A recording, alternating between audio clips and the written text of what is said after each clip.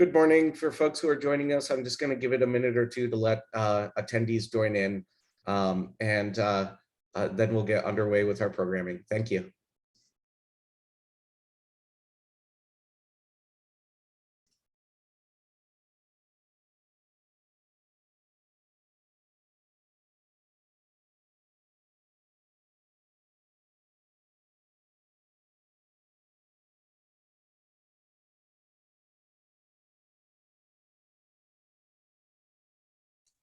I'm going to make some brief housekeeping remarks, and then we will go ahead and get started.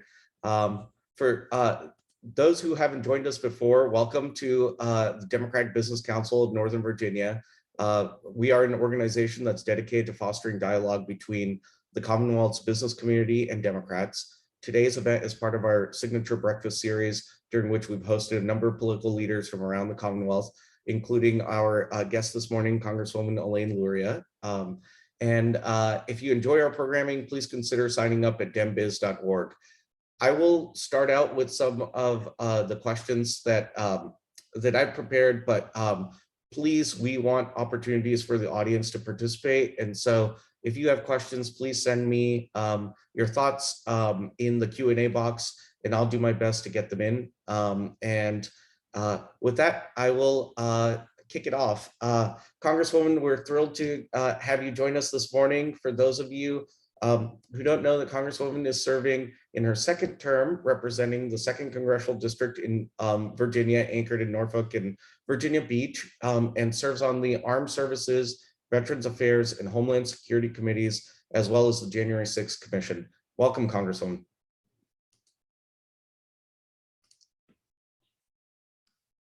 Good morning. Good morning. It's great to have you here. I want to start out with a discussion about the recent Virginia elections. This is the second DemBiz event that we've had since the elections last month. You're joining us at a slightly difficult time for Virginia Democrats. We of course lost the governor's race, LG race, attorney general race, lost control of the House of Delegates by 1 seat. So I have a series of questions that I want to ask about the impact of the election. Starting with your neck of the woods, you won re-election in 2020 by 5.5 points, but Glenn Youngkin just won your district by 8%. And so there are clearly a number of crossover voters, particularly independents. Was there a particular message that resonated that Youngkin had with your constituents in Hampton Roads? Well, yes, I think you sum it up accurately that, as Democrats, we have a lot of, catching up to do, work to get back to where we were, especially in Hampton Roads, where we had, made huge strides starting in 17 with picking up seats in the General Assembly elections, in 18 when I was able to flip the 2nd district, in 19, 19. Although we won the General Assembly, both the House of Delegates and the State Senate in Hampton Roads, the results were not as glowing. We had 4 seats that I really think we should have won. Tim Kaine and I had won them the year before. Virginia Beach is a purple place, and that anchors the majority of the congressional district that I represent. And then obviously we know in 20, Biden won Virginia Beach. It's the first time that a Democratic presidential candidate had won Virginia Beach since 1962. And then, going into 21, there was obviously a huge swing in the other direction for Youngkin and the whole ticket, as well as House of Delegates races, and even some seats that were not considered competitive. Martha Mugler on the peninsula, she has Hampton and part of Poquoson, which is also in my congressional district. That one, the Republicans turned out in Poquoson in higher than presidential numbers. And that really was the reason that seat swung, and she lost by 100-ish votes. Behind the 2 that we lost, Alex Askew and Martha Mugler, were both less than 200 votes that we lost. I think the Republican ticket had an advantage in Southeastern Virginia. Everyone on the Republican ticket has roots here. Glenn Youngkin grew up here, went to Norfolk Academies from Virginia Beach. Winsome Sears was a former delegate for Norfolk. And then Jason Muir is a delegate in Virginia Beach. So, we kind of had a ticket where, no one on the statewide ticket was from Hampton Roads. And so kind of those roots and connections here were helpful to them. And I think, you asked mostly about messaging. I think that, the messaging started out with critical race theory when we're talking kind of about schools and education. And, that was clearly had overtones of being a racist dog whistle, but I think it grew to something much bigger that, drifted away from that particular topic to symbolize everything to do with parents' frustrations with schools. And I think that is something that drove voters in our area, frustrations with kids, virtual learning loss while they've been out of the classroom, masks, vaccines. I mean, it kind of all just, culminated in something that represented that angst. And I think if you were able to dig down, very granularly into the data, you would see that, kind of a lot of, white suburban women just chose this time to go for Youngkin, but had supported Democratic candidates in the past. Yeah, I think that's spot on. And I'm curious, are there any particular lessons that you take away from the Republican sweep for your own reelection race next year? Well, I think that, from my perspective, a lot of what I have always talked about and plan to continue to talk about is our accomplishments. And I don't mean accomplishments on a, big national level. I talk a lot about very local things, but things that are also tied to defense. So I think everybody in the call is, vaguely familiar with Hampton Roads. We have 8 major military installations here, the largest naval station in the world. 1/4 of all the shipbuilding and repair that happens in the country happens here. And we build all the aircraft carriers and half the submarines. So, I might be the lone Democrat who gets a standing ovation when I say I got 24 billion added to the defense budget. And that is primarily towards, shipbuilding and, working towards those things that we need in order to confront a rising China and deal with Russia. And so I think that, my message is very much about things that are very, not unique, but very important economically to our area, as well as the number of people who serve in uniform, as well as anchored in national defense. And then other things that, truly are not partisan. Sea level rise and recurrent flooding, these investments in infrastructure are huge for an area like this that really needs to counter that sea level rise, and then tying that back to a national defense issue. And then burgeoning economic opportunities for our region, such as offshore wind. I started an offshore wind caucus. We have the largest offshore wind development in the country happening here off the coast of Virginia. That's going to bring jobs. It's going to bring clean energy. So there's so many of these things to talk about that are not, partisan dog whistle political type things. So I think being able to center on that accomplishment and bipartisanship is huge. I mean, people want to know that our delegation as Virginians works together. And for people who follow this and hear from a lot of our representatives, you probably heard about how we meet monthly. I mean, all 11 members of the House plus both senators meet every month. Our chiefs meet every month. So every other week, you as Virginians have a full bipartisan Virginia delegation meeting. And during COVID, we met weekly with the governor as well. And most recently, we invited Governor-elect Youngkin to our luncheon, which is a longstanding tradition. The governor-elect always attends the congressional luncheon before in the first one after the election. And so, the fact that we can find common ground and work together, and these issues are not partisan, things like transportation, helping the Chesapeake Bay.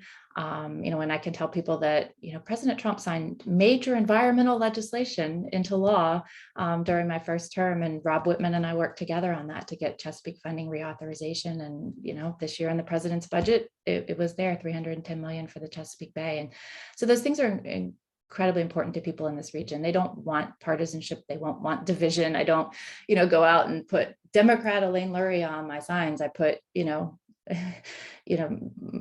veteran small business owner mom, kind of like the same, things that I ran on the first time, and really lean in on the armed services and veterans affairs work that I've been doing. So. Terrific. And I'm really glad that you referenced the rising sea levels in the Hampton Roads area. I will come back to that a little bit later. I do have a question on climate change. And to your point about running on local issues, I mean, I think it was Tip O'Neill that said all politics is local. Though I do want to ask you a question about the national mood. So our most recent DemBiz event was with your colleague, Abby Spanberger. And of course, Congresswoman Spanberger had an even tougher sort of result in her district, though I believe her district will be changing quite a bit, where Governor-elect Youngkin won, I think, by maybe 15% in her district, a very large margin.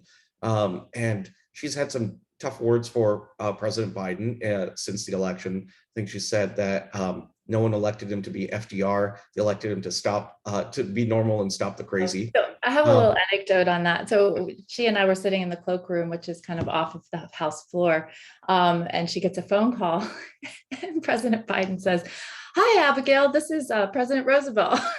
And she's like, "What? Excuse me?" It was kind of funny. So I'll tell you that, like, I think that he made a little humor out of that comment. I'm glad they both have a good sense of humor. To that point, what do you think the mood is like in the Democratic caucus in the House? We're seeing a lot of retirements nationally. And is there a positive force behind this? Has last month's election results galvanized messaging on a particular strategy for 2022? And do you think President Biden and the Democrats have a strategy to win back support with independents, in particular, the way that you are doing in your district? Yeah, I mean, so I think that there's the obvious, big deliverables. What did we do? We delivered the American Rescue Plan that helped us, move forward out of COVID for economic recovery. The bipartisan infrastructure package is huge. And, I think a lot of us would like the conversation to shift more to like, look at what we've delivered rather than a lot of talk about like the debates that are still going on the content of, future legislation that may cross the finish line, like Build Back Better. And I think that was also a concern of mine in the governor's race, because at the time we were just on the cusp of voting on the bipartisan infrastructure package, but having trouble kind of getting there to get everybody in line for that final vote. So there was a lot of focus on what we hadn't done, when I think, we could have focused a lot on look at what we did, look at the money we gave to education to help schools, recover from learning loss post-COVID and all of the things that the American Rescue Plan had delivered. And for Governor McAuliffe, his previous administration had delivered transportation, roads, those types of things. So, I think that although, there is a process that one has to go through to get to consensus to pass something big like the Build Back Better Act, the focus right now remains on, the press can easily take that. There's disarray in the Democratic Party. They can make a bad guy out of Manchin and Sinema. They can talk about how in the House, progressives and moderates are not agreeing on these things. And, that focus isn't necessarily helpful. I think that, we should focus on the deliverables, like what did we do for sea level rise and recurrent flooding, for the environment, for renewable energy, for cutting childcare costs, for all of those things that we did, that we've done in the bipartisan infrastructure package, and ultimately, once we get the Build Back Better across the finish line in the form that it wherever it lands after the Senate makes its changes. But so I think that to some degree, no matter what we do or don't do, the messaging from the other side is going to always be attacking. Like there's been a couple $1 million on TV already a year before the election about wasteful spending. And, it's a bipartisan infrastructure package. It got 69 votes in the Senate, yet the Republicans will twist it to be, a bad thing. It's wasteful spending. It's causing inflation. And so I think that and I guess what I'm trying to get at is that the national message and whatever national messaging that the party kind of wants to put out there and kind of have as an overarching, template for people to use. I've rarely used any of it. Like, I just don't talk about those issues. I mean, I think that, I'm a strong supporter of women's right to choose. I think that there's some gun safety measures that are incredibly important, but talk about abortion and gun safety in my district, just because I know that like that's not, people are in their camps on those issues. And if I want to, have an independent consider voting for a Democrat, or even Republicans crossing over and voting for a Democrat, I want to talk about things that, they're like 100% in sync. What did we do for veterans benefits? What did we do for Vietnam veterans with Agent Orange exposure? What did we do to add to the defense budget? What are we focusing on with regards to China? So, even if there were a super, compelling national narrative, me personally as a candidate, it's probably not something I would sort of use a lot of resources to talk about, because people are going to get that information, from the national news and and those types of things. Yeah. I'm thrilled to hear you say that, because I was reading Politico Playbook this morning, and there's a lot of griping about the DCCC from moderate Democrats in the House about their messaging and what is being suggested or I guess broadcast by the National Party. And it includes a lot of the issues that you mentioned that I think you don't want to, that you're not spending your time talking about. You're dealing with important local issues. And I think that was part of the narrative that I think many of your colleagues share, that there's that a little bit of a disconnect between the national party messaging and what resonates on the ground with your constituents. Yeah, and I think that in an election year, like, this is kind of, it's notable. It's the midterm after a presidential. In Virginia, this particular midterm after presidential, there's no Senate race on the ticket. So it's literally just the House candidates. And then any potentially state, we don't know if the House of Delegates has to run again because of the lawsuit, and then local races that happen to overlap in that year. We're going to be driving that message here on the ground in our districts. However, there's going to be a national narrative. And I think that Biden's approval ratings were dipping around the time of the governor's race. And, so I think, things can line up that are somewhat outside the control of any individual congressional candidate. The national mood, how's inflation doing? What's the economy doing? Kind of where are we with COVID? We have no real control over that. There could be a new variant or new wave or new concerns there. So, I think there's a lot of things that we can't control, but I think from my perspective, focusing on the things that I can, and then, talking about the things that are unique to our district. Absolutely. So I want to go to a question from Deborah Steppel, who says, please ask about redistricting. What can be done to keep Congresswoman Luria in office? And I'll just add to that, that we, of course, had the constitutional amendment to create the Bipartisan Redistricting Commission, and that's led to a little bit of chaos. And so the map drawing has been kicked to the Virginia Supreme Court with the appointment of special masters. And so how do you anticipate that the new map will affect your district? Okay, there's several parts to that question. One is, the map has been proposed by the special masters. The Supreme Court would have to adopt that. In this window we're in right now, we're in a public comment period that goes until Monday at 1 p.m. Today, they're having the second of two public hearings where people can speak. But what I would say is that, there's a lot more people who wanted to sign up than speak than there was time allotted in these public hearings. But so what we don't know or understand, because it's a new process, is how much the Supreme Court will take into account the public comment that's provided. There's obviously been a lot of public comment about the fact that the 7th district evaporated off the map and moved 100 miles to the north. There's been a lot of comment for Hampton Roads about, overpacking of VRA districts, specifically the 3rd. It splits down the middle, essentially the anchor Hampton Roads communities, and puts Virginia Beach in one district and Norfolk completely in another district, which splits up our military community, which splits up our veterans, and kind of a lot of the things that define Southampton Roads as a community of interest. And so what it has done is it has taken the district, which after the Biden election, the 2nd district was considered R+1. It had been a McCain-Romney-Trump district. When I first ran, it was R+4.5.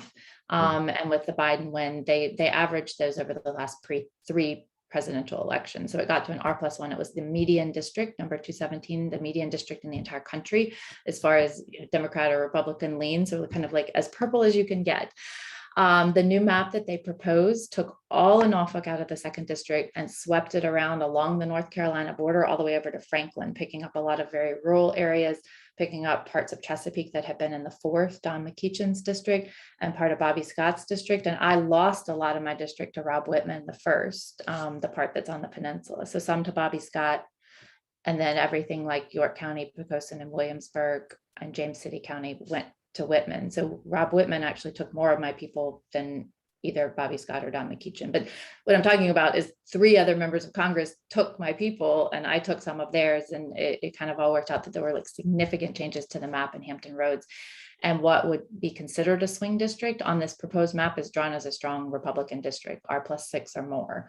And so that really changes the landscape statewide. As far as our delegation, we're 7-4 right now. The way that the special masters drew it makes it 5-5-1, with the only one competitive district now being the 10th, and that's Jennifer Wexton's district, which was mostly Loudoun County, but now sweeps all the way down to the outskirts of Charlottesville, but doesn't include Charlottesville. So, after she beat Barbara Comstock in 18, then in 20, she had a very solid victory, and now she has the only what's considered very competitive district in Virginia that leans slightly Democratic, whereas the second, which is the whole coast, has now shifted to a much more Republican district. It's within reach. I mean, we've won districts that are plus 5, 6, 7 before, but you put that on top of a year that's a midterm post-presidential. It's really a very tough situation, and we really have to see kind of what the court does. There are objections. Mark Elias, who had represented a plaintiff in a 2011 lawsuit, on similar issues with packing districts, that ended up in litigation that didn't get resolved till the 2016 election. So we actually had changes to our congressional districts in Southeastern Virginia 3 times in the last decade, most recently 2016, which drew the second, third, and fourth how they presently are.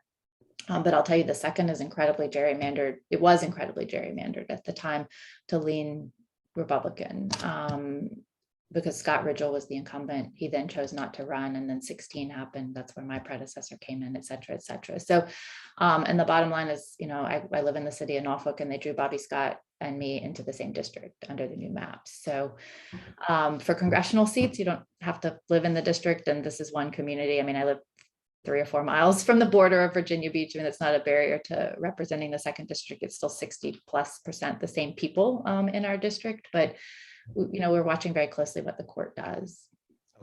Okay, thank you. I want to shift a little bit to Congress. And so you referenced the bipartisan infrastructure law, and love to give you the opportunity to talk about what it does for the second congressional district. The bipartisan infrastructure package. So I think it's great with the investments that are coming to Virginia for, roads, bridges, tunnels, what we think of most, as infrastructure. Really excited to be going to a ribbon cutting next week for the expansion of I-64. If you ever drive down this way, you know how tough it is on I-64 when it gets backed up. But there's still 20+ miles on I-64 between that expansion and Richmond that need to be expanded. That's a perfect opportunity for using these resources, additional resources towards the Port of Virginia. We're the 3rd largest port on the East Coast now. We actually are dredging to 55 feet, so we'll be the deepest port on the East Coast. So some of the future investments that we can make in the port are incredibly important. I think the investments in upgrading our electric grid and infrastructure will be helpful, especially in combination with the development of this offshore wind project. So, I mean, I think the list is very long, and I focused earlier a little bit on the, sea level rise flooding mitigation assets, resources within the bipartisan infrastructure package. I think that, in Hampton Roads, as a community, we've been planning for a long time what those projects are, and really are in a position to try to leverage a lot of those resources towards some of the flooding mitigation in our area.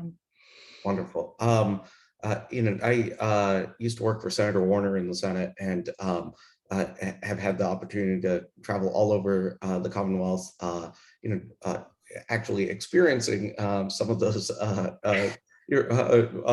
blocks and log jams and traffic jams in the Hampton Roads area. And so really looking forward to seeing improvements in the infrastructure, not just in Hampton Roads, but also Northern Virginia, where I live, and where we face those traffic jams daily. So thrilled to see that get done. Going to Build Back Better. I have a friend who's chief of staff to a Republican senator who had texted me a little while ago to express her amazement and how she thought that Democrats had botched the messaging around the popular programs that are in the proposal. Everything from what you have referenced: tackling climate change, universal pre-K, affordable childcare, extending the child tax credit, investing in affordable housing. It goes on and on. But instead of talking about the popularity of these programs, at least for several months, it felt like the Democrats are stuck on talking about the cost of the bill and a number. And is there, we've now shifted to the Senate, and we are encountering some roadblocks over there as well. But do you think that there's an opportunity to turn around the messaging on this transformative legislation, assuming it passes, and and would love your take on, do you think it passes? So the first point, probably pivot back to some of the things I said earlier. I think that each member of Congress in running in their own districts, when we're looking at, 2022 is, the main goal is to keep control of the House and, hold our ground or gain some seats in the Senate, will really focus on the things either in their district or for the senators in their state that are, really important and impact people the most. So, I don't know that it's effective as a candidate to say, look at what we did, build back better is great. Like, what does that mean to people? Like, you need to talk about the individual things. You can have um, you know, someone who's a constituent talk about, how this is going to really change their life because they can afford childcare and get back in the workforce. I mean, those kind of, individual messages that are both, the most important to issues within the region, and then, personalized, like a person who can say, like, this changed my life, or those types of things, I think are the most compelling messages. So, I do think that, as a candidate in 2022, there are elements within that, especially the environmental aspects of it. I mean, there's just so much to talk about there, that I think resonates a lot in a district like this, who's faced with sea level rise. We can talk about, tie a couple things together, the clean energy aspect of investing in offshore wind, but the jobs it's bringing to our region. I mean, I think there's a way to paint a picture that, like, we're delivering on all of these things that we've been talking about for a long time.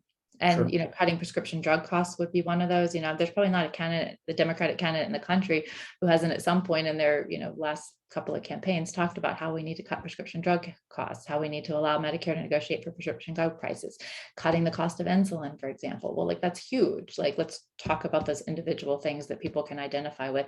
They can't identify with 6.5 or 3.5 or 1.7 trillion dollars. That's a lot. It's over 10 years. Like, I don't think that's the focus of the discussion. So, I think that, from my perspective, what I'll focus on are those individual items, some of which, I've been telling people for 3.5 years, we're going to deliver on this, and we'll be very excited to say, look, the president signed this into law. We worked hard. We delivered on this. And by the way, the person who wants to be my opponent doesn't agree with it. How can someone be a nurse practitioner and say they don't want to cut the cost of insulin, right? It doesn't make any sense. That's a great question, because I mean, insulin is just one example, but I mean, the cost of insulin has just gone up, hundreds of percent, over the last few years, and it's really mind-boggling on that front. I'll turn to a question from Eddie Eaches, who asks about your position on voting rights protections and expansion. Yeah, so this is really important issue. I guess one thing that I can say in Virginia is, a sigh of relief when you look around the other parts of the country and see what has been happening in Georgia or Texas and different places, that in Virginia, we've actually made very big strides on this, with no excuse absentee voting, with early voting, with, a lot of things that we've done to provide better access to the polls. So obviously in the House, we've been supportive of, voting rights reforms through HR 1, and then HR 4, which is the John Lewis Voting Rights Act. But, there's not 60 votes in the Senate to move either of those forward. And, some of the senators have been working to try to carve out some of the provisions of that House passed legislation to, come up with legislation that could pass in the Senate, and potentially a carve out to the filibuster in order to pass that with 50+1 votes. So, I'm hopeful that we can make some progress on that, but I would say that, that's really, in the Senate's hands at this point to move that forward, because, the House has been forward leaning and will continue to be, on any of these provisions that we can put in place to help protect voting rights. Sure. And then just note that this seems to be a popular topic because Michael Cook and a few others asked very similar questions. So we know that you have done your job in the House on this, and I think next time we have one of our two senators on DemBiz call, I'm sure they'll get a number of questions on it. I'm sure the Senators Kane and Warner, share the same viewpoint I do, but it's a tricky thing to get that through the Senate. Yeah, I think I saw it earlier this week that Senator Kane joined Chuck Schumer and John Tester and a few others in a meeting with Senator Manchin to discuss exactly what you're referencing, a potential carve out to the filibuster, specifically for voting rights. Unfortunately, I think right when they had that conversation, Senator Sinema came out with a statement saying that she would never support a carve out to the filibuster. So I think we're still a little bit in limbo. We just did a carve out. Anyway, Yeah. Senate rules are baffling. Yeah. Yeah. Yeah, on the debt ceiling. But they needed Republican cooperation for that, right? So I'd like to turn to the January 6th Commission. So of course, January 6th of this year, we lived through an armed insurrection fomented by the President of the United States, through his supporters against the United States Congress. I think I can speak for everyone on this call today that probably none of us ever dreamt that we'd ever see that happen in America. And as you know, we had Officer Brian Sicknick was killed. We had hundreds of assaults against Capitol Police and the DC Police. A few police officers actually committed suicide tragically after the attack. And you've been appointed to the commission that was established afterwards to investigate. We actually have just recently seen some pretty breathtaking text messages that were sent to Mark Meadows, the White House Chief of Staff, from Sean Hannity and other Fox personalities, as well as Donald Trump Jr. And so I'd be curious to hear what have you learned about Donald Trump's involvement in the attack, and where do we stand in the progress of the investigation? Sure. So this is a huge undertaking, and I think incredibly essential to preserving our democracy and preventing something like this from happening in the future. And there's a lot of discovery to be done. We did hearings earlier in the summer, right after the committee was established, to hear from 4 of the police officers, 2 from the Metropolitan Police, 2 from the Capitol Police, and their firsthand accounts of what happened that day and the brutal attack, both on them physically and then on the Capitol, and obstructing the process of certifying the election results. And then, we dug right into, investigating this, and we're really, there's a lot to look into. In other words, where'd the money come from? Follow the money. What types of communications happened among key people who organized the rallies, and what was their motivation behind organizing it? Who was involved? Were there other members of Congress or the White House involved in that? So the investigation is proceeding with multiple parallel paths and investigative teams on different topic areas. And we've learned a lot. We've heard from over 300 witnesses. We've received well over 30,000 documents. And we've also followed on about 250 tips from the tip line. We've received a lot more, but 250 roughly that appear to lead to information that would be important to the committee. You're probably well aware of some of the people who have refused to appear, and they're very well-known names. On the Republican side, Steve Bannon, most recently Mark Meadows, which after providing us thousands of documents, then decided that he wasn't going to come in person and explain them to us. And we've held 2 people in contempt through votes on the House floor. A third we kind of have in abeyance, Mr. Clark, Stephen Clark, and he does have an opportunity to come back and speak to the committee again. He did appear in person, but then essentially refused to answer questions. But the truth is that those 3 people, or some small subset of people who are very visible and well-known, who, want to obstruct the work of the committee, are not going to actually stop the work of the committee from happening, because we've heard from thousands of people, and, a text message is generally sent between 2 or more people. So, often we've received information, but from the other parties involved. And what I would say is that, the more we learn, the more we see, the more clear it becomes, one, that there was inaction in the White House. And can you say that the president was derelict in his duties by not acting during that 187 minutes when he had an opportunity to make a statement to the nation, to call this off and to condemn the riot that was taking place? And then, really the reason that I think it's really important to hear from Mark Meadows is that he was there with the president, aware of the president's thought process, and according to these text messages, was trying, to the president's son, we're trying. And why would the president's son need to text a third party to get in touch with his father? Like, what was going on? So that's some information that, we're still trying to paint that picture thoroughly. But, the information that we've received through these text messages that Mr. Meadows provided, as well as other testimony from other White House staff members and others, are, really helping to paint a clear picture of, what members of the administration and the House were involved, both before and in planning the rallies, participating in the rallies, and, had knowledge of the events that were sort of forecasts to happen that day and the nature of them. So it's about, I can't really say any more than we've already released publicly right now, but the more it's like exponential. I'm a engineer, from being a Navy nuclear engineer and physics, it's exponential, like the rate at which we're receiving information and gathering information and learning about it. I think we've reached sort of an exponential point where it's taking off, and there's a lot more rapidly. And we will be having hearings after the first of the year, when we're at a point with the key information we need to really spell it out to the American public exactly what happened, and produce a report that not only paints the picture of the events of January 6th and everything leading up to it, but also provides clear recommendations to our processes to prevent something like this from happening again. And, I really think that, this was an attempt to overthrow the government, an attempted coup, and we cannot allow it to actually be successful next time. Yep.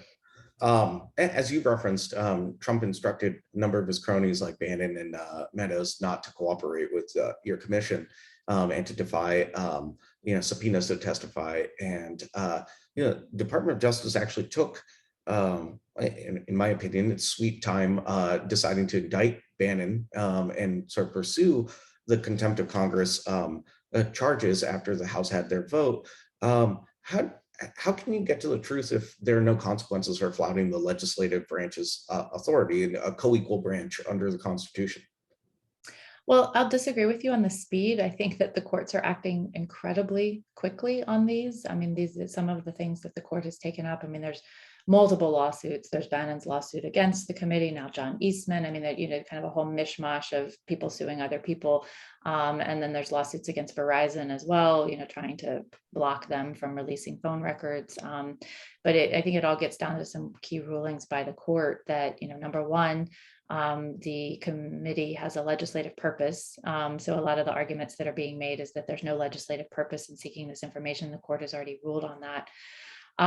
But what I would say is that, if we don't hear from one or two or half a dozen of these people, that's not going to stop the work of our investigation. And we're getting, like I said a little bit earlier, we're getting a lot of information from other sources who are also, directly involved or witnesses of the things that took place.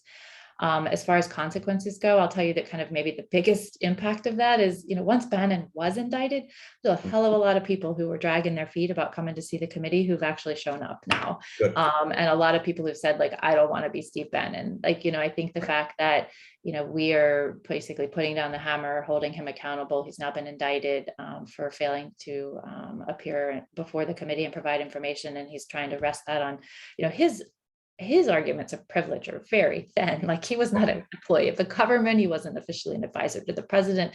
There's none. I mean, we understand with Mr. Meadows that, like, he was the chief of staff of the president. There are things that will, essentially could be considered privileged conversations between him and the president, but we didn't want to ask him about that right now. There's other things, that he's willingly provided thousands of documents to us. He's written in a book about, and really, because he's provided those documents and written them in a book, and is willing to talk on TV interviews about them, like, he's clearly agrees that they're not privileged. And so what I would say is that I think that the more the committee holds people accountable through contempt, and then the Department of Justice, and then these indictments, the more it is causing other people who, don't want to be that person. They don't want to get in a legal battle. They don't want criminal charges against them. If they were on the fence about complying with their subpoenas, they're showing up. Okay, that's but there'll be others. I mean, there's others we know are going to obstruct, but I think it just depends on how close they were to Trump, or how important Trump thinks they were with information that they're holding, as to how much pressure they're getting to not comply or not show up. Well, that's certainly reassuring to hear that the level of cooperation has at least increased post some of those actions. I'll just remind folks to continue sending me proposed questions in the chat box. It says, I guess I have one on this topic from Lauren Hershey. Regarding January 6th, any information on who planted the bombs the night before at both the DNC and RNC headquarters? Oh, hi, Lauren. I do not believe that they've identified a suspect at this point. I know that that is a criminal case being investigated by the Department of Justice. But no, I mean, I know that they have some photographs, they can sort of identify the clothing, the shoes, but I'm not aware that they've identified a suspect or anyone's been charged with that. Yep. And I guess I have one more question on this front. If I'm not mistaken, I think you're the only veteran on the January 6th commission. And we actually Adam Kensinger is also. Oh, Adam okay. Kensinger. Yeah, he's I actually forgot still in Kinzinger. the National Guard. But yeah, on the Democratic side, I am. On the Democratic side, I believe roughly 10% of the folks who participated in the insurrection were veterans, which is a larger percentage than the percentage of veterans in the overall population. Why do you think that is? So interestingly, this is something that, even before January 6th on the Veterans Affairs Committee, we had been looking into, was the use of online tools to radicalize or, basically exploit veterans. And it's very concerning, obviously, that, you find people, not only veterans, but National Guard, current National Guard members, current police officers, as well as a couple of actually current active duty military members. I think there was a Marine Corps major who was charged. And why is that group more susceptible, and what kinds of things are being used to specifically target that group of people? So, I mean, one, I think it's very concerning. Two, I think it's something that, through the Veterans Affairs Committee, we have, already been looking into and trying to determine, both the sources of it and means to, better protect veterans from being exploited through, online disinformation. And, what is it sort of in the psyche of these groups that would attract people who feel like, I need to use violence for my voice to be heard, is also, very concerning. And without getting too far into the weeds of it, I mean, I think that even the Trump, the folks close to Trump, some of the comments and texts that came out from Meadows recently were like, the National Guard is going to protect the Trump people, right? The idea that the military is, in a notional coup, often the military is the tool that is used. So was that trying to be used in sort of a subverted way, like either one, by having this idea that the National Guard itself would respond in a way that would be favorable to the Trump people, or, targeting people into these groups that, have that sort of that military background, but could have an affinity towards sort of a militia type, group in order to carry out an objective that they have of keeping Trump in power. Yeah, thank you. So earlier you referenced climate change and the deleterious effect on Norfolk and the coastline out there. As you referenced a number of times, that area has suffered major floods. I think 9 major floods over the last dozen years or so, and the situation on the coastline just continues to get worse. I think we've seen sea levels rise 1.5 feet over the last 100 years, which is double the global average in Norfolk, thanks in part to an eroding coastline. And so you've done a great job of sort of highlighting the national security risk from rising sea levels and climate change. But I'm curious, when you and military leaders and the Pentagon raise these concerns, and clearly the Pentagon is raising these concerns because they're asking for appropriations to deal with it and to mitigate that effect. What is the response from your Republican colleagues? And are they acknowledging the reality that we're facing, from climate change and at least the effect that at the minimum that it's having on our national security? Absolutely. This is a totally nonpartisan issue across our entire community. Every city council, county commission around here has, been participatory in every type of possible, resolution, planning district commissions, in any way possible to coordinate on this issue about sea level rise. So I think that, the fact that sea level rise is real and mitigating the effects of it, there's unanimous agreement on that, and they are really sort of the key priorities of every local government. Even Virginia Beach, where I'd say the majority of the members of the city council and the mayor, are lean Republican. They run not, and they don't run as partisans, but they are Republicans, as well as rural counties like Accomack County, right? Then that's on the Eastern Shore. What I would say is that, sort of the broader level of importance put towards the stopping climate change aspect of it, maybe there's a variation there. But, even somewhere like this, where the things that could help in cutting CO2 emissions, stopping climate change, are also huge economic opportunities for our region. I feel like everybody's leaning in on that as well. The idea that we could, develop this offshore wind project off the coast of Virginia. It's the first in federal waters. It's going to power 660,000 homes in southeastern Virginia, but that's going to bring a lot of jobs for construction, for then maintenance and operation of these offshore wind turbines. We have a huge investment from Siemens Gamesa at Portsmouth International Terminal. They're building their blade manufacturing facility, which is going to manufacture blades not only for this project, but the North Carolina ones. And there's 14 projects in some phase of planning between here and between North Carolina and Maine.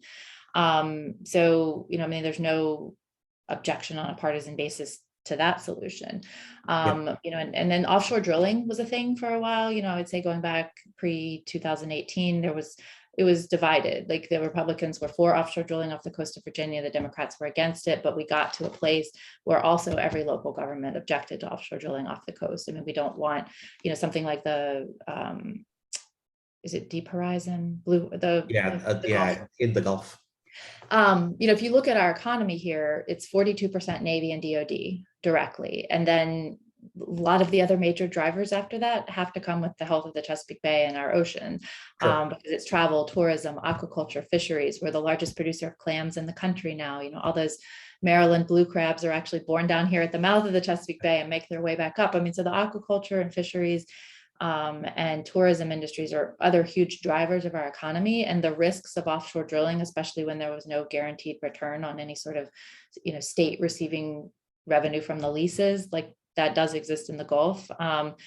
Everyone united behind a no offshore drilling push. And so another thing that I've really leaned in on is advanced nuclear power. I think, and something we don't talk enough about is in our service area in Dominion, 40% of our power is already nuclear. Between that and then adding the offshore wind and some ambitious goals at the state level here in Virginia, we really are leading and, better, in cutting emissions and CO2 emissions. But advanced nuclear, I think, is incredibly important. And, somewhere like Hampton Roads, where, a couple miles from my house, you could have 20 nuclear reactors tied up to the pier with our Navy ships and submarines.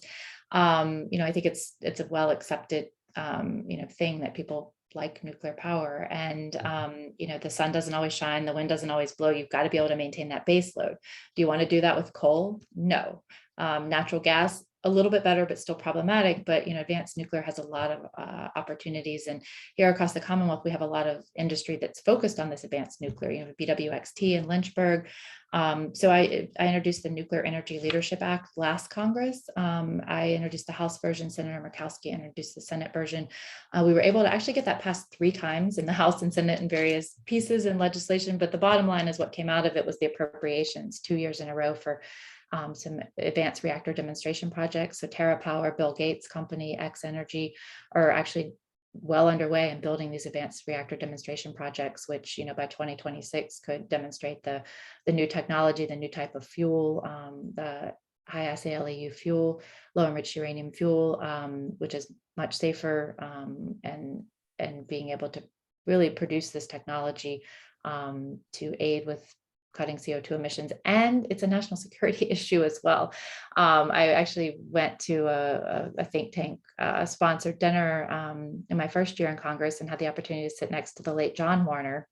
And the discussion was really about the export of nuclear technology around the world and how China and Russia were leading us in that. And it was a national security concern.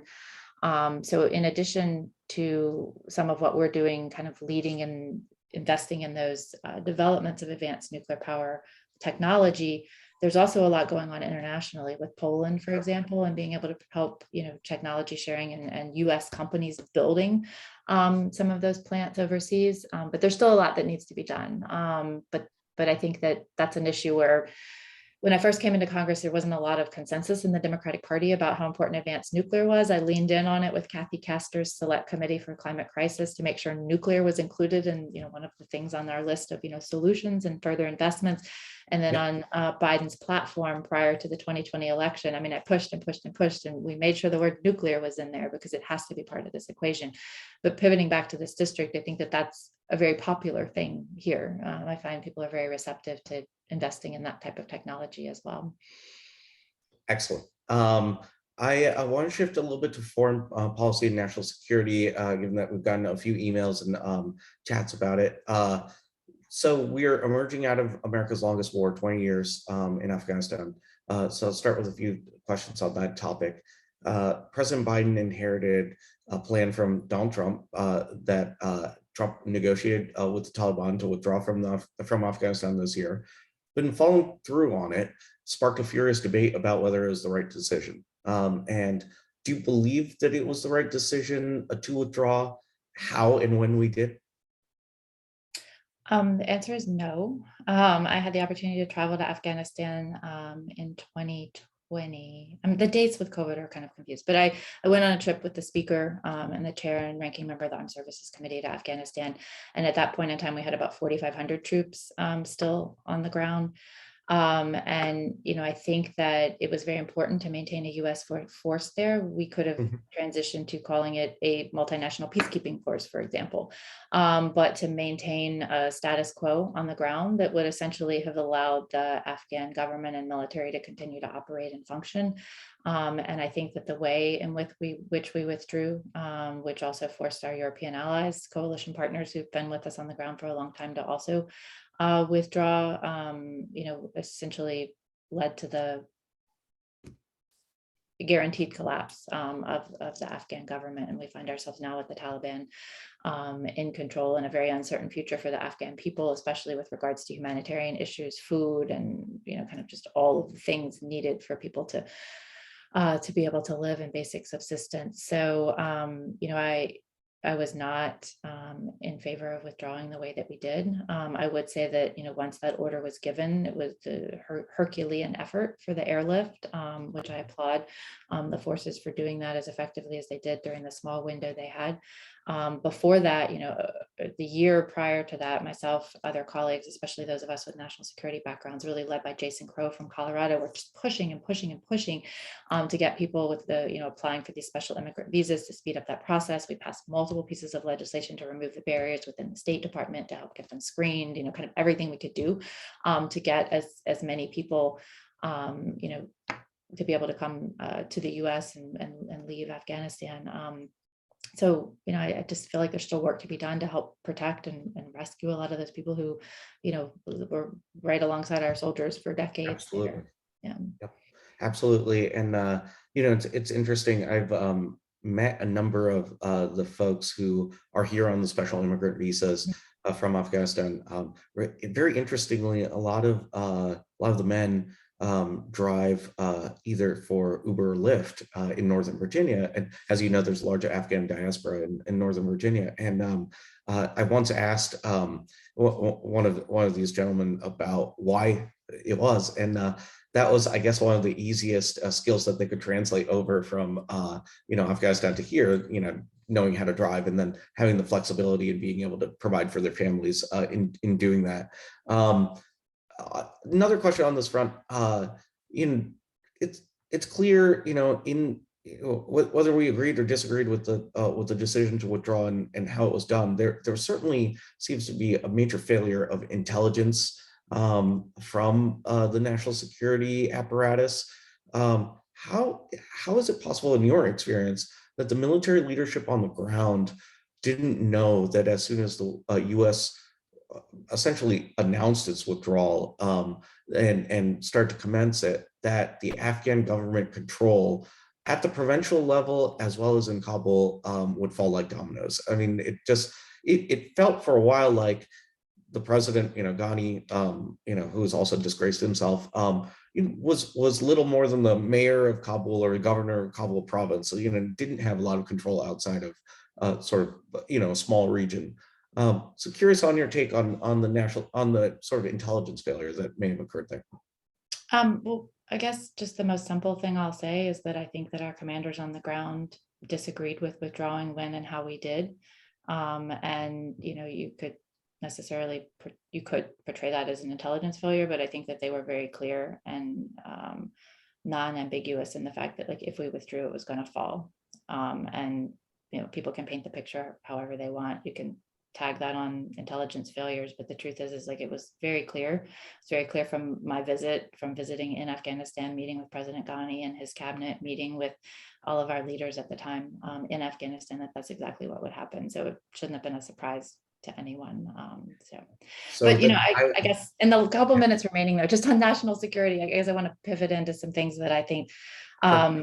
and the work we've done this Congress is that, I think the budget that came over for the administration was wholly insufficient as far as national defense is concerned. And in this manner, we needed to see 3 to 5% real growth. We needed to see growth in shipbuilding specifically to deal with China and their growing Navy and the rising threats that we have in the Western Pacific, South China Sea, Russian submarines in the North Atlantic, et cetera. And we essentially got a budget that was going to cut the size of the Navy. They wanted to decommission 7 cruisers. That's over 800 vertically launched missile cells, the Tomahawk missiles. For those who aren't familiar, those are our missiles that are long range, that go over 1,000 miles, that allow us to do long distance strike. So wanted to cut 800 VLS cells, wanted to decommission another 4 littoral combat ships, and the list goes on. So essentially trying to shrink the size of the Navy in light of a growing China. And that was absolutely unacceptable. We worked very hard to turn that around. And I actually work with my Republican colleagues kind of behind the back of the Armed Services Committee chair to be able to get additional resources in the defense budget for shipbuilding. And ultimately the NDA that has now finally passed the Senate saw about a 5% increase and a significant increase in shipbuilding. The budget that was sent over, they only wanted to build 1 destroyer this year. We build 2 every year and have the ability to build 3. And if China's our biggest threat, we need to be growing the Navy. So this budget has us build 3 destroyers, has us speed up the construction of Virginia-class submarines to 3 a year, has significant investments in the Pacific Defense Initiative, and preserved at least 2, if not more, of the cruisers that they wanted to decommission. So, and it's the bare minimum that I think we can and should be doing with regards to China and our military. So, if you talk about where there's differences between certain members of the House and the administration, I think that is clearly one of them. And I think I've been very vocal on that issue. And I think it's very reflective of how many people feel down here in Southeastern Virginia. Well, on that point, thank you for your leadership on those issues. And if we have time for maybe one more question, I'll squeeze one in. Recently, China tested a hypersonic missile, and curious if there was a view that this is sort of a Sputnik moment for the U.S. and what types of investments we are making to kind of keep up in this new age of sort of space race. Yeah, so we probably don't have time for me to give my full thoughts on this, but what I would say is that, the US military has been fighting 2 ground wars in Iraq and Afghanistan for 2 decades. And then if you look at the Navy, and the reason I keep focusing on the Navy, it's really the Navy and the Air Force. I think more of our resources need to go to the Navy and the Air Force, and there kind of needs to be a wholesale shift in how the defense budget is allocated, rather than, getting the top line from the administration and the Pentagon essentially splitting it into thirds. So that's very basic, but, and we have, failed to invest in the types of technologies and capabilities that are necessary to keep up with a near peer competitor like China. I think of my 20 years in the Navy and the platforms I served on, 6 different ships. They were essentially just evolutions of our Cold War technology. And, anti-surface missiles, for example, we still use the Harpoon missile. A surface launch Harpoon missile has an 80 nautical mile range. 80 nautical miles. The Chinese have missiles that can go 1,000 miles, anti-surface missiles. So these kind of things that put us at a clear disadvantage. I mean, the one place that we have definitely kept our advantage over the Chinese is our submarine force, and really making more investments there is incredibly important. So investing in Virginia-class submarines, which are our fast attack submarines, the ones that go in, they collect intelligence, they have torpedoes, they can basically kind of sink the Chinese fleet before it can get to us in a scenario, is incredibly important, as well as the Columbia-class submarines. So the Columbia-class are our ballistic missile submarines. Our Ohio class submarines, which have been, carrying our ballistic missiles, for the last many decades, are aging and ending their service life. So the Columbia-class submarine, which is one leg of the nuclear triad, and I'll clearly say that the nuclear deterrent remains the cornerstone of our national defense. We see what China is doing, these satellite photos of they're building up additional, nuclear silos, the increasing threat from Russia, and we just absolutely have to make that investment and keep it on track for the Columbia-class submarine and the nuclear deterrent. So what I would say is that we have a lot of catching up to do in some areas, and we still hold a clear advantage in others, such as our submarine force. So I know we're limited on time, so I'll stop that there. But we really, in the number of ships, the type of ships, I think we've been investing in the wrong mix. The way we've been employing them has not been as efficient as possible. And if we had more time, I could go a lot more in depth on that. Well, thank you so much for this riveting and far-ranging conversation this morning. We really appreciate your leadership in Congress, and thank you to everyone that was able to join us this morning. Look forward to seeing you on future DemBiz series, and Congresswoman, happy holidays, and look forward to staying in touch. Great. Well, thank you so much, and happy holidays to everybody. And thanks for everything you guys do to support the Democrats in Virginia. Our pleasure. Take care. Thanks. Bye.